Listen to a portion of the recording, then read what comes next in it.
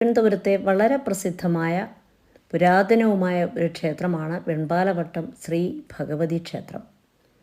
ഈ ക്ഷേത്രത്തോട് ചേർന്ന് തന്നെ റോഡിൻ്റെ മറുവശത്തായിട്ട് വെൺപാലവട്ടം ശ്രീ ഭദ്രകാളി ക്ഷേത്രവും അതുപോലെ ഇതിനോടടുത്ത് തന്നെ നാഗർകാവ് യോഗീശ്വര ക്ഷേത്രവും ഉണ്ട്.